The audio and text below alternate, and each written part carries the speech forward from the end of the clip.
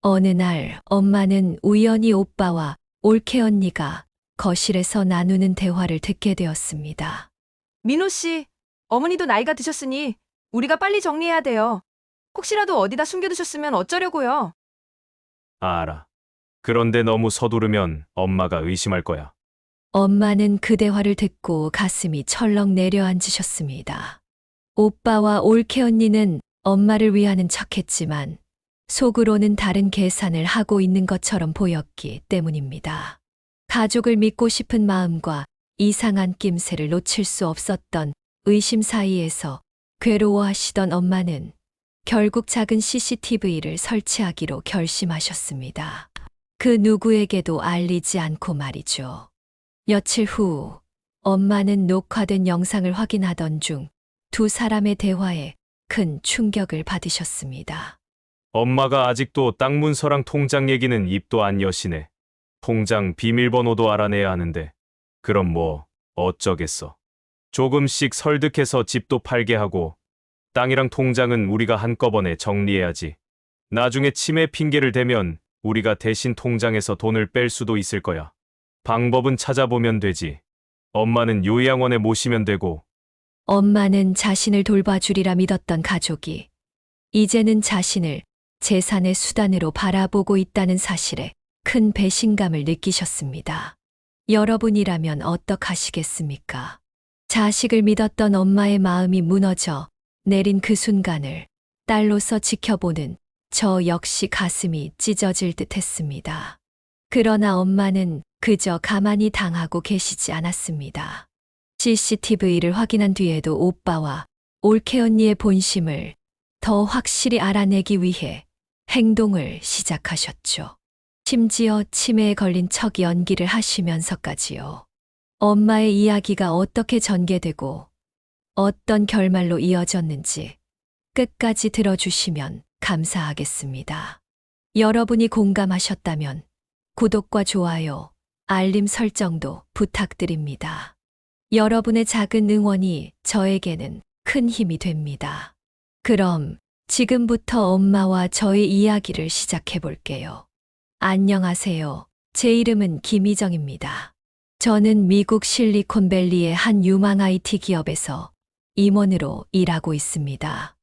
매일 바쁜 일정을 소화하며 글로벌 프로젝트를 이끄는 것이 제 일상이죠. 하지만 몇 주 전 제 삶을 송두리째 흔드는 전화 한 통이 걸려왔습니다. 그날은 유난히 바빴습니다. 팀원들과 화상회의를 마치고 새롭게 진행할 프로젝트 자료를 검토하던 중이었죠. 그때 한국에서 걸려온 전화를 받았습니다. 여보세요? 전화기 너머로 들려온 엄마의 목소리는 떨리고 있었습니다. 희정아, 내 아버지가 엄마, 무슨 일이에요? 아빠가 왜요?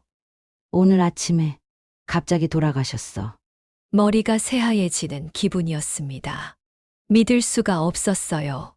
불과 몇 주 전만 해도 아버지는 전화 속에서 건강하게 웃으며 말씀하시던 분이었거든요. 갑자기요? 어떻게 이런 일이? 엄마, 괜찮으세요? 엄마는 차분한 척하려 했지만 목소리 끝에서 떨림을 감출 수 없었습니다. 빨리 와야겠다. 내 아버지 보내드려야지. 저는 서둘러 회사의 상황을 설명하고 급히 비행기 표를 끊었습니다. 평소 일에 매달려 가족에게 소홀했던 제 자신이 원망스러웠습니다. 비행기 안에서는 아버지와 마지막으로 통화했던 기억만 떠올랐습니다. 희정아, 너 거기서 너무 일만 하지 말고 건강부터 챙겨라. 그리고 이번 생일에는 꼭 와라. 평소 강인했던 아버지가 그렇게 다정하게 말씀하시던 게 마지막 인사가 될 줄은 몰랐습니다. 한국에 도착하자마자 장례식장으로 달려갔습니다. 조문객들로 북적이는 장례식장은 무겁고 가라앉은 분위기였습니다. 엄마의 모습은 너무도 낯설었습니다. 평소 단정하고 생기 넘치시던 엄마는 축 처진 어깨와 텅 빈 눈빛으로 앉아 계셨습니다. 왔구나, 희정아. 괜찮으세요? 괜찮긴. 어떻게 괜찮겠니? 엄마의 말에 가슴이 무너져 내렸습니다. 저는 엄마의 손을 꼭 잡고 곁에 앉았습니다. 한쪽에서는 민호 오빠가 장례식 준비로 분주하게 움직이고 있었습니다. 저를 보자 고개만 끄덕이고 곧바로 다른 일을 하러 갔습니다. 올케 언니는 조문객들을 맞이하며 부지런히 움직였지만 두 사람 모두 어딘가 이상했습니다. 저와 눈을 마주치지 않고 이례적인 행동만 반복하는 느낌이었죠. 장례식이 끝난 후 저는 엄마와 오빠와 함께 집으로 돌아왔습니다. 그날 밤 엄마는 저를 조용히 부르셨습니다. 희정아, 내가 와줘서 정말 다행이다. 엄마, 이제 제가 있으니까 걱정하지 마세요. 혼자 아버지 보내느라 얼마나 힘드셨어요. 엄마는 잠시 제 얼굴을 바라보시더니 갑자기 민호 오빠에 대한 이야기를 꺼내셨습니다. 너 오빠가 요즘 많이 힘들어 보여. 오빠가요? 왜요? 무슨 일이 있는데요? 엄마는 말끝을 흐리며 고개를 저으셨습니다. 내 아버지가 돌아가신 것도 그렇고 회사 일 때문인지 요즘 많이 지쳐 보이더라. 그런데 아무리 물어봐도 대답을 안 해. 엄마, 제가 한번 오빠랑 이야기해 볼게요. 그날 밤 저는 오빠 방 앞까지 갔다가 멈춰섰습니다. 안에서 조용히 통화하는 오빠의 목소리가 들렸습니다. 엄마만 설득하면 돼. 지금이 기회야. 아버지도 돌아가셨으니 엄마 명의 집부터 팔게 하고 희정이는 신경 쓰지 마. 곧 미국으로 돌아갈 거니까. 그 순간 가슴이 서늘해졌습니다. 오빠가 무슨 계획을 세우고 있는지 알 수 없었지만 그 말에는 엄마를 향한 진심이 담겨 있지 않았습니다. 다음 날 엄마와 함께 아침을 먹으며 조용히 다짐했습니다. 엄마에게 무슨 일이 일어나고 있는지 반드시 알아내야겠다고 말이죠. 장례식이 끝난 뒤 저는 엄마와 더 많은 시간을 보내야겠다고 결심했습니다. 회사에 연락해 그동안 일하느라 쓰지 않았던 휴가를 한 달간 내기로 했습니다. 미국에서의 생활은 잠시 접어두고 엄마 곁에 머무르며 필요한 것을 챙기고 아버지가 떠난 집에 남은 빈자리를 함께 견뎌내기로 했습니다. 엄마, 한 달 동안은 저랑 같이 있어요. 회사에서 휴가 쓸 수 있게 해줬어요. 내가 그렇게까지 안 해도 되는데 너도 일 바쁘잖아. 아니에요. 아빠도 엄마도 저한테 소중하잖아요. 이렇게라도 안 하면 제가 마음이 놓이질 않아요. 엄마는 고맙다는 말을 몇 번이나 반복하셨지만 그 눈빛엔 여전히 걱정과 슬픔이 가득했습니다. 며칠 동안 엄마와 집에서 지내면서 저는 점점 걱정스러운 점들을 발견하기 시작했습니다. 어느 날 아침 엄마는 주방에서 음식을 준비하다 깜빡 잊으셨는지 냄비를 태울 뻔하셨습니다. 엄마, 불 꺼야 돼요. 왜 이렇게 오래 놔두셨어요? 아, 내가 또 깜빡했구나. 요즘 자꾸 이래. 엄마는 미안하다는 듯 고개를 숙이셨지만 저는 마음이 불안했습니다. 그날 저녁 오빠와 올케 언니가 집으로 왔습니다. 아버지가 돌아가신 뒤로 두 사람은 자주 들르며 엄마를 챙기려 노력하고 있었습니다. 그런데 저는 그들의 태도에서 뭔가 묘한 기운을 느꼈습니다. 엄마, 요즘 어떠세요? 저희가 자주 와서 불편하지는 않으시죠? 아니야. 와줘서 고맙지. 그런데 너희도 바쁠 텐데 괜찮니? 어머니, 저희는 괜찮아요. 대신 어머니가 걱정돼서요. 혼자 계시는 게 쉽지 않을 것 같아서요. 그때 오빠가 갑자기 본론을 꺼냈습니다. 엄마, 그래서 생각해봤는데 새 아파트로 이사 가시는 게 어떨까 싶어요. 저희 집 근처로 옮기시면 자주 챙겨드리기도 편하고요. 이 집은 엄마 혼자 지내시기엔 너무 크잖아요. 새 아파트로 가시면 편의시설도 잘 돼 있어서 엄마도 생활하시기 훨씬 편할 거예요. 그 말을 듣는 순간 저는 어딘가 불편한 기분이 들었습니다. 갑자기 그런 얘기를 왜 해요?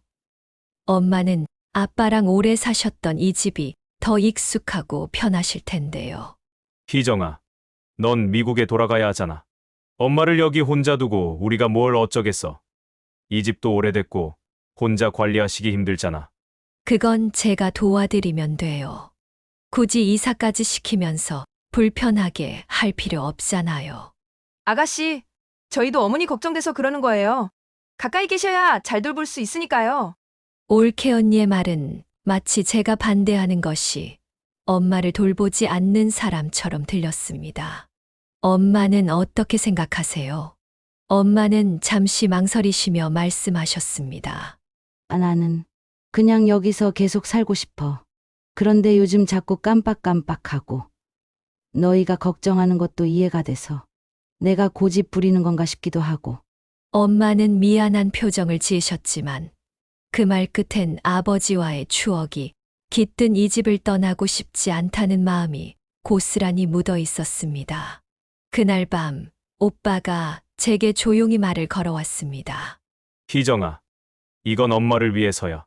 너도 미국에 돌아가면 엄마 혼자 계시는 게 마음에 걸릴 거잖아. 우리도 가족인데 같이 협조해야지.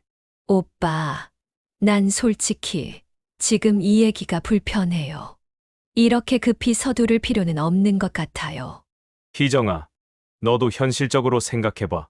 엄마가 혼자 계시는 게 정말 괜찮겠어? 저는 더 이상 대답하지 않았습니다. 오빠가 정말 엄마를 위해 저러는 건지 아니면 다른 속셈이 있는 건지 혼란스러웠습니다. 그날 밤 엄마와 단둘이 남은 자리에서 다시 조심스럽게 물어봤습니다. 엄마, 솔직히 말씀해 보세요. 오빠가 자꾸 집 얘기를 하는 거, 엄마는 어떻게 생각하세요? 사실은 나는 그냥 여기서 살고 싶어. 그런데 민호가 자꾸 그러니까 내가 너무 고집 부리는 건가 싶기도 하고 너희한테 미안해서 말이야. 엄마의 흔들리는 모습을 보며 저는 답답한 마음이 들었습니다. 엄마가 이 집을 떠나고 싶지 않으신 건 분명했지만 오빠의 집요함에 흔들리고 계신 것도 사실이었습니다. 며칠 뒤 저는 엄마의 방을 정리하다 옷장 깊숙한 곳에서 낯선 박스를 발견했습니다. 호기심에 열어보니 작은 CCTV 카메라와 SD카드 몇 개가 들어 있었습니다. 당황한 저는 박스를 들고 엄마에게 갔습니다. 엄마, 이게 뭐예요? CCTV를 왜 집에 두신 거예요? 엄마는 박스를 보자마자 표정이 굳더니 한숨을 내쉬며 조용히 입을 열었습니다. 희정아, 이건 내가 알게 될 줄 몰랐는데 이제는 말해야겠구나. 엄마, 무슨 일이 있었던 거예요? 엄마는 깊게 숨을 고르시더니 천천히 이야기를 시작했습니다. 내 아빠가 돌아가시기 전부터 민호랑 수진이가 자주 들락거렸잖니. 처음엔 나를 걱정해서 그런 줄 알았어. 그런데 어느 날부터 둘이 자꾸 돈이나 땅 문서 이야기를 꺼내더라. 땅 문서요? 민호가 내게 엄마, 통장은 어디 두셨어요? 땅 문서는 어디 있어요? 땅이랑 집 다 엄마 명의로 되어 있죠? 이런 걸 자꾸 묻더라. 그럴 때마다 나는 왜 그런 걸 묻니? 하고 넘겼지만 그게 한두 번이 아니었어. 저는 엄마의 말을 듣고 어이가 없었습니다. 그럼 대체 왜 그런 걸 물어본대요? 무슨 이유라도 있었던 거예요? 어느 날 내가 낮잠을 자다가 깨어보니 둘이 거실에서 무슨 이야기를 나누는 소리가 들리더라. 문을 살짝 열고 들어보니 엄마는 잠시 말을 멈췄습니다. 표정엔 고통이 서려 있었고 목소리는 한층 낮아졌습니다. 수진이가 민호 씨, 어머니도 나이가 드셨으니 우리가 빨리 정리해야 돼요. 혹시라도 어디 숨겨두셨으면 어쩌려고요. 라고 하더라. 민호는 알아. 그런데 너무 서두르면 엄마가 의심할 거야. 라고 대답했고. 엄마는 그 말을 듣는 순간 가슴이 철렁 내려앉았다고 했습니다. 엄마, 그걸 들으시고 어떻게 하셨어요? 처음엔 내가 잘못 들은 거겠지 했어. 그런데 그 다음에도 내가 없는 틈을 타 둘이 서랍을 열어본다든지 방을 둘러보는 걸 보고선 더는 안 되겠다 싶었지. 그래서 사람을 불러 CCTV를 설치했어. CCTV를요? 엄마는 힘없이 고개를 끄덕이셨습니다. 내가 민호를 의심하고 싶어서 그런 건 아니야. 그런데 민호랑 수진이가 정말 날 걱정해서 그러는 건지 아니면 다른 속셈이 있는 건지 확인해 보고 싶었어. 그래서 거실이랑 서재에 몰래 카메라를 설치했지. 저는 엄마의 허락을 받고 SD카드를 노트북에 연결해 영상을 확인하기 시작했습니다. 초반에는 별다른 내용이 없었지만 몇 개의 영상에서 이상한 장면들이 나왔습니다. 영상 속에서 오빠와 올케 언니는 거실에 앉아 심각한 표정으로 대화를 나누고 있었습니다. 엄마가 아직도 땅 문서랑 통장 얘기는 입도 안 여시네. 통장 비밀번호도 알아내야 하는데. 민호 씨, 이러다 우리 계획이 틀어지겠어요. 못 찾으면 어떻게 하죠? 그럼 뭐 어쩌겠어. 조금씩 설득해서 집도 팔게 하고 땅이랑 통장은 우리가 한꺼번에 정리해야지. 나중에 치매 핑계를 대면 우리가 대신 통장에서 돈을 뺄 수도 있을 거야. 방법은 찾아보면 되지. 엄마는 요양원에 모시면 되고. 아가씨는 어떻게 할 건데요? 지금은 괜찮아도 나중에 문제가 될 수도 있잖아요. 희정이는 설득하기 힘들 거야. 하지만 엄마만 확실히 설득하면 돼. 어차피 우리 곁에 있으니까 결국 다 우리 손에 들어올 거야. 그들의 대화를 듣고 손끝이 떨리기 시작했습니다. 믿고 싶지 않았지만 영상 속 내용은 너무나 명백했습니다. 저는 영상을 멈추고 엄마에게 달려갔습니다. 엄마, 이 영상 정말 너무하잖아요. 오빠랑 올케 언니가 어떻게 이런 얘기를 할 수 있죠? 그래서 내가 너한테 말하지 않으려 했던 거야. 너희끼리 다투는 걸 보고 싶진 않았거든. 하지만 내가 이걸 확인하지 않으면 계속 불안해서 견딜 수가 없었어. 엄마, 그럼 이제 어떻게 하실 거예요? 오빠랑 얘기해 보셔야 하지 않겠어요? 아니야, 희정아. 그리고 너도 모르는 척 해줘. 내가 나를 끝까지 지키려면 너희가 싸우는 건 도움이 안 돼. 저는 엄마의 말을 듣고 머릿속이 복잡해졌습니다. 오빠를 믿고 싶었지만 영상 속 대화는 그 믿음을 산산이 부수고 있었습니다. 희정아, 미안하다. 내가 이런 걸 알게 된 것도, 이런 상황을 내가 감당하게 만든 것도 다 내 책임 같아. 엄마, 그런 말 하지 마세요. 이건 엄마 탓이 아니에요. 오빠랑 올케 언니가 잘못된 거지. 그런데 이제 이걸 어떻게 해야 할지 모르겠어요. 나는 그 애들이 정말 왜 그러는지, 어디까지 갈 생각인지 더 알아봐야겠어. 엄마, 그걸 알아서 뭐 하시게요? 오빠랑 대화로 풀어야지. 이렇게 혼자서 고민하고 계시면 더 힘들잖아요. 엄마는 제 손을 꼭 잡으며 단호하게 말씀하셨습니다. 그래서 내가 생각한 게 있어. 내가 들어보면 무모하게 들릴지도 모르겠지만, 뭔데요? 엄마, 뭘 하시려고요? 엄마는 잠시 망설이시더니 나지막이 말씀하셨습니다. 내가 치매에 걸린 척 하려고 해. 순간 귀를 의심했습니다. 엄마, 무슨 말씀이세요? 치매 연기를 한다고요? 그게 말이 돼요? 민호랑 수진이가 내가 치매가 걸렸다고 생각이 들면 본심을 드러낼 거야. 내가 제대로 판단을 못한다고 생각하면 더 노골적으로 나올 수도 있을 테니까. 그러면 내가 그 애들의 진짜 마음을 알 수 있지 않겠니? 엄마, 괜히 상황만 더 나빠질 수도 있어요. 엄마는 제 반대를 예상했다는 듯 단호히 고개를 저으셨습니다. 희정아, 내가 할 수 있는 게 뭐겠니? 너희 아버지가 계셨으면 이런 일 없었을 텐데, 이제는 내가 나를 지켜야 해. 너는 내가 이상하게 보일지 몰라도 이 방법밖에 없다고 생각한다. 엄마의 결심을 보며 더 이상 뭐라 할 수 없었습니다. 알겠어요. 대신 저도 같이 움직일게요. 오빠랑 올케 언니가 뭘 하든 다 기록하고 지켜볼게요. 엄마 혼자 두지 않을 거예요. 그래줘서 고맙다. 내가 있어서 든든하구나. 며칠 뒤 엄마는 본격적으로 치매에 걸린 척하기 시작하셨습니다. 중요한 물건을 엉뚱한 곳에 두거나 일부러 대화 중에 횡설수설하기 시작하셨습니다. 어머니, 저희 왔어요. 괜찮으세요? 그런데 너네 아빠는 어디 갔니?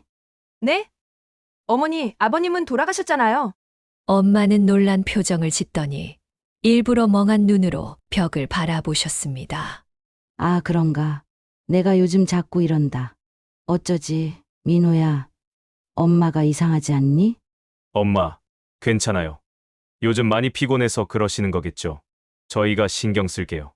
하지만 오빠의 얼굴에는 걱정보다는 무언가를 계산하는 듯한 표정이 잠시 스쳤습니다. 며칠 후 엄마가 일부러 통장을 어디 뒀는지 기억이 나는 척 하셨을 때 오빠와 올케 언니의 반응은 더욱 노골적이었습니다. 엄마, 통장 정말 어디 두셨어요?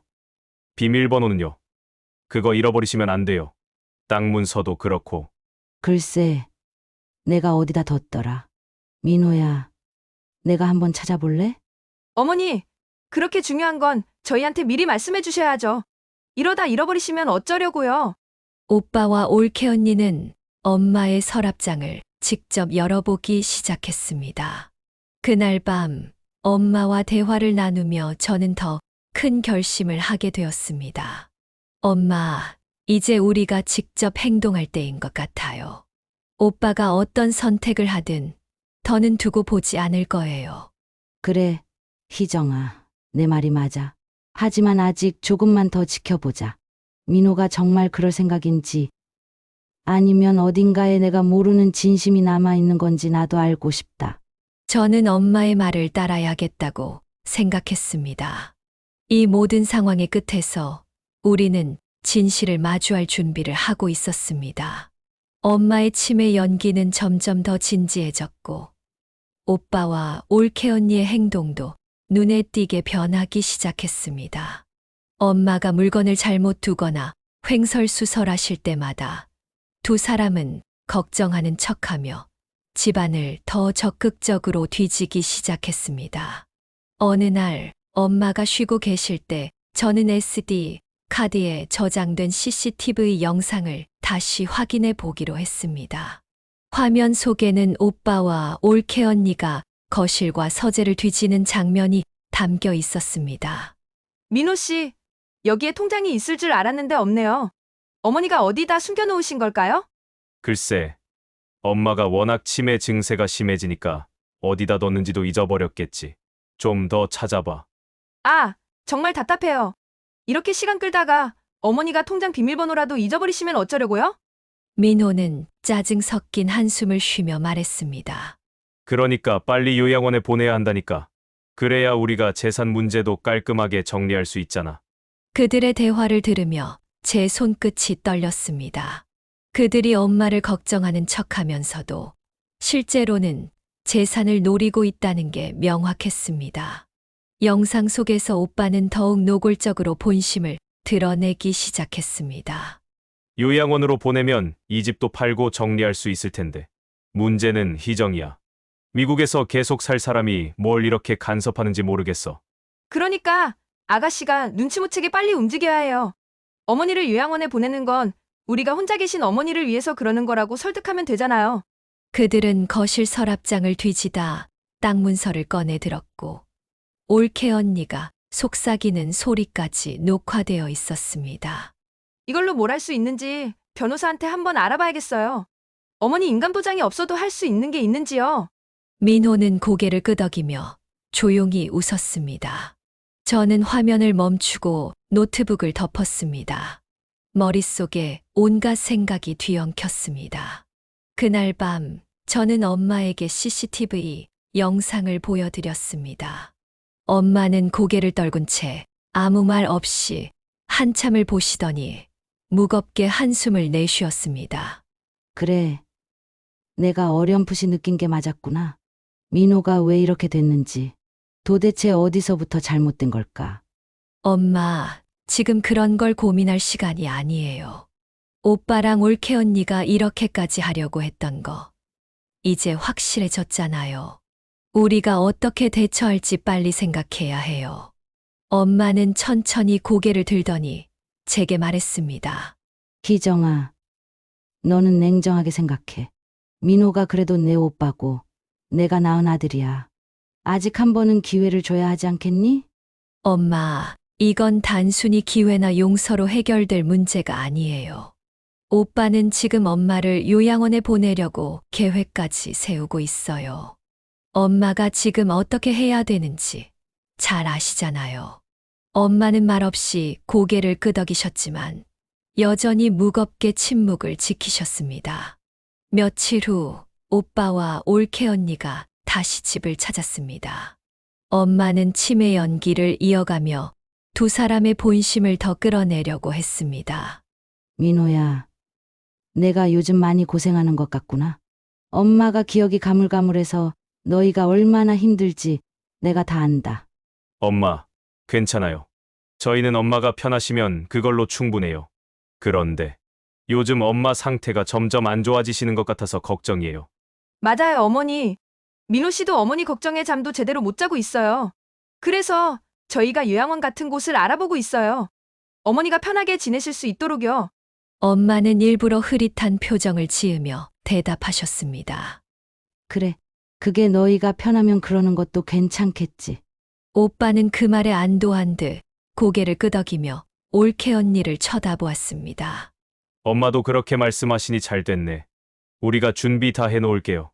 그들의 대화를 듣고 저는 참을 수 없는 분노가 치밀어 올랐습니다. 저는 엄마 방으로 들어가 조용히 말했습니다.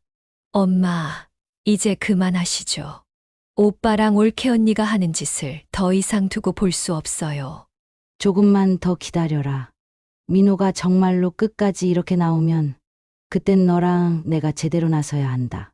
저는 엄마의 결심을 존중하기로 했지만 가슴 깊은 곳에서는 이미 큰 상처가 생긴 듯 했습니다. 오빠가 가족이라는 이름으로 저지르는 배신이 더는 견딜 수 없었습니다. 이제 이 상황을 어떻게든 마무리해야 한다. 우리 가족이 이렇게 무너질 순 없어. 저는 스스로에게 다짐하며 다음 단계를 준비하기로 했습니다. 엄마와 저는 긴 대화를 나눈 끝에 중요한 결정을 내렸습니다.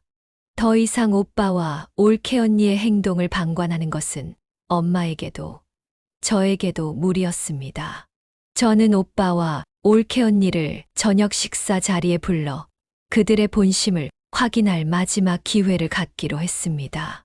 그리고 일부러 도발적인 이야기를 꺼내 그들의 반응을 살펴보기로 했습니다. 저녁이 되자 오빠와 올케 언니가 집에 도착했습니다. 저는 일부러 밝은 목소리로 그들을 맞았습니다. 오빠, 올케 언니 와줘서 고마워요. 이렇게 다 같이 밥 먹는 게 얼마만이에요. 요즘 워낙 바쁘다 보니 그렇지 뭐. 그래도 엄마가 우리 다 모이라고 하셔서 이렇게 온 거야. 맞아요. 어머니랑 이야기 나눌 시간도 더 필요하잖아요. 저는 그들의 태도에 속으로 비웃음을 삼키며 테이블에 앉았습니다. 어색하지 않게 분위기를 띄우며 이야기를 나눈 뒤 본격적으로 이야기를 꺼냈습니다. 엄마, 제가 며칠 동안 생각해 봤는데요. 아버지가 생전에 항상 말씀하셨던 거 기억나세요? 재산이란 나눌 줄 알아야 한다고요. 엄마는 제 의도를 눈치채셨는지 조용히 고개를 끄덕이셨습니다. 그랬지. 내 아빠는 늘 그런 말씀을 하셨지. 그래서 저도 아버지 뜻을 따르는 게 맞다고 생각해요. 우리 가족이랑 상관없이 엄마 재산을 사회에 기부하면 어떨까요? 아빠가 좋아하셨던 복지재단 같은 곳에요. 그 말이 떨어지자마자 오빠와 올케 언니의 얼굴이 굳어졌습니다. 오빠는 젓가락을 내려놓고 목소리를 낮췄지만 날카롭게 물었습니다. 희정아, 너 지금 무슨 말을 하는 거야? 그건 우리 가족의 재산인데 갑자기 기부라니. 그게 왜 갑자기예요? 아버지가 생전에 하셨던 말씀 그대로잖아요. 재산이 필요한 사람들을 위해 쓰이는 게 더 가치 있는 일 아니에요. 아가씨, 아무리 그래도 가족이 우선 아닌가요? 지금 어머니도 몸이 많이 안 좋으신데 재산을 기부한다는 건 너무 성급한 결정 아닌가요? 그래서 오빠랑 올케 언니가 이 집에 자주 와서 재산 이야기를 꺼내신 건가요? 가족을 생각해서요? 제 말에 오빠의 얼굴이 일그러졌습니다. 희정아, 내가 한국 상황을 잘 몰라서 이런 소리를 하는 거겠지. 우리 사정을 알지도 못하면서 함부로 말하지 마. 내가 뭘 몰라요? 오빠가 엄마한테 통장이나 땅 문서가 어디 있냐고 물어보고 요양원 얘기 꺼내고 서랍 뒤지는 거. 나 다 봤어요. 그리고 다 들었고요. 순간 식탁 위 분위기가 얼어붙었습니다. 올케 언니는 당황해서 말을 잇지 못했고 오빠는 격앙된 목소리로 저를 쏘아붙였습니다. 우리가 뭐 잘못한 거라도 있어. 도대체 너는 왜 이러는 거야? 출가회인이라는 말 몰라? 저는 그 말을 듣고 준비해둔 노트북을 꺼내 테이블 위에 올렸습니다. 잘못이 있었는지 없었는지는 이걸 보면 알게 될 거야. 이제까지 오빠랑 올케 언니가 이 집에서 한 행동들을 담은 영상이야. 뭐라고요? 영상이요? 오빠는 얼굴이 굳더니 목소리를 낮췄습니다. 희정아, 그게 무슨 소리야? 무슨 영상을 찍었다는 거야? 말보다 눈으로 직접 보는 게 좋을 것 같아서. 오빠, 올케 언니, 우리 모두 있는 자리에서 확인해보자. 저는 노트북 화면을 켜고 CCTV 영상을 재생했습니다. 화면 속에는 오빠와 올케 언니가 거실 서랍을 뒤지고 엄마의 통장을 찾으려고 애쓰던 장면들이 선명하게 담겨 있었습니다. 민호 씨, 여기 엄마 통장 없는데요. 다른 데 둘러봐야겠어요. 알았어. 서재 쪽을 더 찾아보자. 요양원 얘기도 빨리 꺼내야겠고. 영상을 보며 오빠와 올케 언니의 얼굴은 점점 하얗게 질렸습니다. 영상이 끝난 뒤 저는 오빠를 똑바로 바라보며 말했습니다. 이게 오빠랑 올케 언니가 말하던 엄마를 위한 행동이라는 거야? 오빠는 당황한 듯 손사래를 치며 급히 변명했습니다. 희정아, 그건 엄마가 정말 걱정돼서 그런 거야. 엄마 상태가 안 좋아지실까봐 우리가 준비하려고 했던 거지. 맞아요. 어머니가 요즘 자꾸 물건도 잃어버리시고 저희는 도와드리려고 했던 거예요. 그걸 오해하시면 안 되죠. 엄마는 고요하게 그들의 말을 듣다가 입을 여셨습니다. 민호야, 수진아. 너희가 진짜 나를 걱정했다면 이렇게 몰래 서랍 뒤지고 나한테 재산 이야기만 꺼내진 않았을 거야. 너희는 나를 걱정한 게 아니라 이용하려 했던 거야. 엄마, 그건 아니에요. 저희는 엄마는 단호하게 손을 들어 오빠의 말을 막으셨습니다. 아니다. 이제 그만하자. 나는 다 봤고 다 들었어. 내가 아버지랑 함께 평생 일구어온 집과 재산을 너희가 이렇게 쉽게 생각한다는 게 너무나 안타깝다. 오빠는 굳은 얼굴로 고개를 숙였고 올케 언니는 말을 잊지 못한 채 머뭇거렸습니다. 침묵이 흐르는 가운데 저는 엄마의 손을 꼭 잡으며 말했습니다. 엄마, 이제 더 이상 걱정하지 마세요. 제가 엄마 옆에 있을 거예요. 이 집도 엄마도 함부로 대하지 못하게 제가 지킬 거예요. 오빠는 그제야 고개를 들며 격앙된 목소리로 소리쳤습니다. 희정아, 내가 뭔데 그렇게 말해? 너는 미국에서 살면서 가족 일에 대해 뭘 알아? 내가 가족을 지킨다고. 웃기지 마. 저는 오빠를 똑바로 바라보며 차분히 대답했습니다. 오빠야말로 가족을 위해 뭘 했는데 엄마를 이렇게 대하는 게 정말 옳은 일이었어. 오빠는 엄마가 진짜 필요한 게 뭔지도 모르고 그저 자기 문제만 해결하려고 했잖아. 그날 오빠와 올케 언니는 더 이상 아무 말도 하지 못한 채 집을 떠났습니다. 엄마는 그들의 뒷모습을 오래도록 바라보다 눈을 감고 한숨을 내쉬셨습니다. 희정아, 내가 있어줘서 정말 다행이다. 아니면 나 혼자 이겨낼 수 없었을 거야. 그날 이후 오빠는 엄마와 저에게 한층 더 적대적인 태도를 보이기 시작했습니다. CCTV 영상과 엄마의 단호한 말로 인해 오빠의 계획이 트어지자 이제는 대놓고 재산 이야기를 꺼내며 감정을 폭발시키기 시작했습니다. 어느 날 저녁 오빠는 엄마를 향해 노골적으로 불만을 드러냈습니다. 엄마, 이제 솔직히 말해보자고요.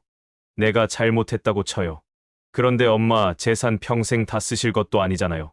엄마는 한동안 침묵을 지키시다가 조용히 말씀하셨습니다. 민호야, 너 지금 이 말을 하려고 여기 온 거니? 엄마 재산은 물론 아버지가 같이 이룬 재산이고 너희를 위해서도 나를 위해서도 써야 할 일이겠지. 하지만 내가 이런 태도로 나서면 그건 내 아버지가 원했던 모습이 아니야. 오빠는 엄마의 말을 비웃듯이 헛웃음을 터뜨리며 소리쳤습니다. 엄마, 태도 같은 게 무슨 소용이에요? 현실은 돈이고 내가 그 돈이 필요한 이유가 있다고요. 지금 당장 집도 팔고 정리할 건 정리해야 해요. 오빠의 말이 끝나기 무섭게 저는 자리에서 일어났습니다. 오빠, 지금 그게 엄마한테 할 말이야? 엄마 재산이 오빠 거라고 착각하지 마. 엄마가 이걸 지켜온 이유는 가족을 위해서지. 오빠 욕심 채우라고 남겨둔 게 아니야. 오빠는 저를 향해 분노에 찬 목소리로 소리쳤습니다. 희정아, 넌 대체 뭘 한다고 이래? 너는 미국에서 잘 먹고 잘 살면서 엄마 곁에도 없었잖아. 그런데 갑자기 와서 우리 집 일에 훈수 2개 말이 된다고 생각해. 오빠, 내가 미국에 있었다고 가족이 아닌 건 아니야. 그리고 지금 중요한 건 오빠가 엄마를 대하는 태도야. 이런 식으로 엄마를 몰아붙이는 한 오빠는 아무것도 얻을 수 없을 거야. 분노를 참지 못한 올케 언니가 대화에 끼어들었습니다. 아가씨, 솔직히 말할게요. 아가씨는 지금 그냥 엄마 옆에서 잘난 척하고 있는 것뿐이에요. 가족을 지킨다고요? 그동안 우리 민호 씨가 엄마를 위해 얼마나 희생했는지 알긴 해요? 저는 차분한 목소리로 대답했습니다. 올케 언니 희생이라뇨? 오빠가 엄마를 걱정했나요? 아니면 엄마 재산을 걱정한 건가요? 제가 여기 와서 보고 듣고 느낀 걸로는 오빠는 엄마를 이용하려고만 했어요. 그런 식으로 비난만 하면 다 해결되나요? 우리도 먹고 살려면 어쩔 수 없었던 거예요. 저는 한숨을 쉬며 올케 언니를 바라봤습니다. 그래요. 누구나 사정은 있겠죠. 하지만 그 사정을 핑계로 가족을 이용하는 건 정당화될 수 없어요. 특히 엄마 같은 분에게 그런 짓을 한 건 용서받을 수 없다고 생각해요. 오빠는 점점 더 흥분하며 주먹으로 테이블을 쳤습니다. 그래. 너 혼자 잘났다고 해라. 그런데 희정아, 내가 우리 가족 상황을 바꿀 수 있다고 착각하지 마. 내가 엄마 옆에 얼마나 있을 수 있는데? 저는 오빠를 똑바로 바라보며 단호히 대답했습니다. 얼마나 있을 수 있느냐고. 얼마나든 있을 거야. 엄마가 나를 필요로 하한. 나는 절대 떠나지 않을 거야. 그리고 오빠가 계속 이런 식으로 행동하면 엄마도 나도 오빠와의 관계를 정리할 수밖에 없어. 오빠는 제 말을 듣고 말을 잇지 못한 채 분노에 찬 표정으로 자리를 박차고 일어났습니다. 그날 밤 엄마는 긴 한숨을 내쉬며 저에게 말씀하셨습니다. 희정아, 내가 이걸 다 잘못한 건가 싶구나. 내가 민호를 그렇게 만든 게 아닌가 싶어서 너무 마음이 아프다. 저는 엄마의 손을 잡으며 위로했습니다. 엄마, 그건 엄마 잘못이 아니에요. 이건 오빠가 선택한 길이고 오빠가 책임져야 할 일이에요. 엄마는 지금 잘하고 계신 거예요. 엄마는 조용히 고개를 끄덕이셨지만 눈가에는 눈물이 맺혀 있었습니다. 며칠 후 거실 소파에 앉은 엄마의 얼굴에는 깊은 한숨과 결단력이 교차하고 있었습니다. 희정아, 엄마는 이제 결정을 내렸어.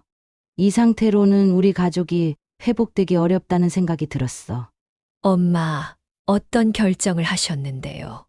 엄마는 제 손을 잡으며 진지하게 말씀하셨습니다. 내가 가진 재산을 모두 신탁 계좌로 넘기기로 했어. 내가 직접 관리하지 않고 공실력 있는 기관이 맡아서 필요할 때만 사용할 수 있도록 할 거야. 민호와 수진이가 더는 이걸로 날 흔들지 못하게 하려면 이 방법이 가장 확실할 것 같아.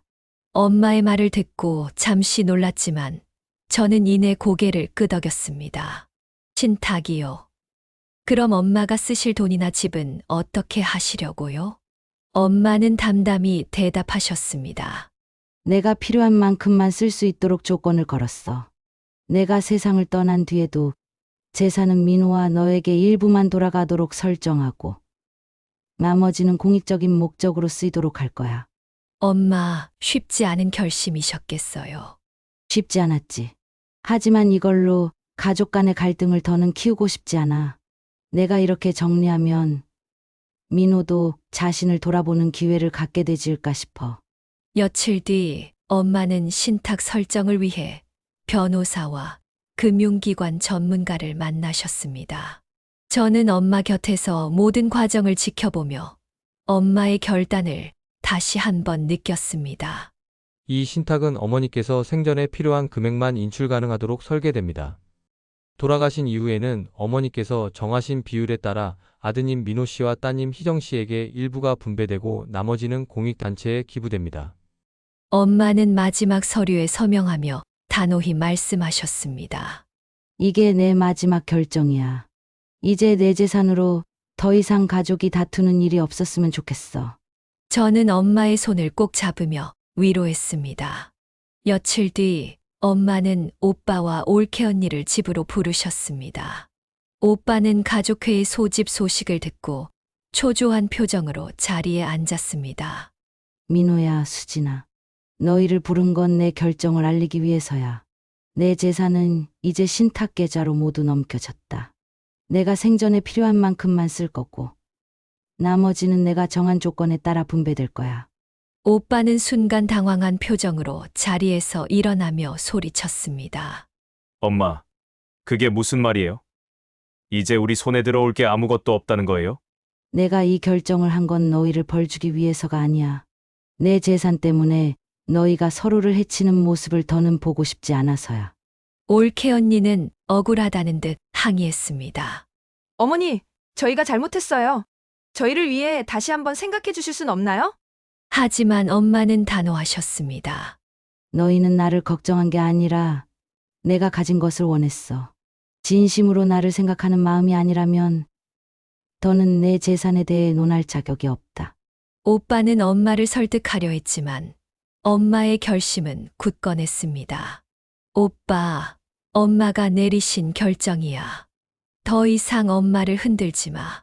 오빠는 분노를 감추지 못한 채 올케 언니와 함께 집을 떠났습니다. 그날 밤 엄마는 긴 한숨을 내쉬며 제게 말씀하셨습니다. 희정아, 이제 정말 모든 게 끝났구나. 엄마, 이제 시작이에요. 우리 새롭게 시작해요. 제가 엄마 곁에 있을게요. 엄마와 저는 조용한 시골로 이사하며 새로운 삶을 시작했습니다. 고즈넉한 마당이 있는 작은 집에서 우리는 평화로운 일상을 꾸려나가기로 했습니다. 어느 날 저는 엄마와 함께 마당에서 화초를 가꾸고 있었습니다. 엄마는 작은 화분에 꽃씨를 뿌리며 환하게 웃으셨습니다. 희정아, 이렇게 조용한 곳에서 사니까 정말 마음이 편안하다. 내 아빠도 이 모습을 보셨으면 좋았을 텐데. 엄마, 아버지도 하늘에서 보고 계실 거예요. 아마 엄마가 이렇게 행복해 하시는 걸 제일 좋아하실 거예요. 엄마는 씨앗을 덮은 흙을 손끝으로 다독이며 고개를 끄덕이셨습니다. 희정아, 그런데 너는 미국 회사로 돌아가야 하는 거 아니니? 내가 널 여기 붙잡고 있는 건 아닌가 싶어서 미안하구나. 저는 흙 묻은 손을 털며 엄마를 바라보았습니다. 엄마, 사실 저도 고민했었어요. 그런데 회사랑 이야기했더니 제 상황을 이해해 줬어요. 당분간 한국에서 재택근무를 하며 엄마 곁에 있어도 괜찮대요. 그래. 내가 회사에서 중요한 일을 맡고 있는 걸로 아는데 그렇게 해줘도 되는 거니? 엄마, 지금은 제가 엄마 곁에 있어야 할 때예요. 엄마가 혼자 계시는 게 저는 더 걱정돼요.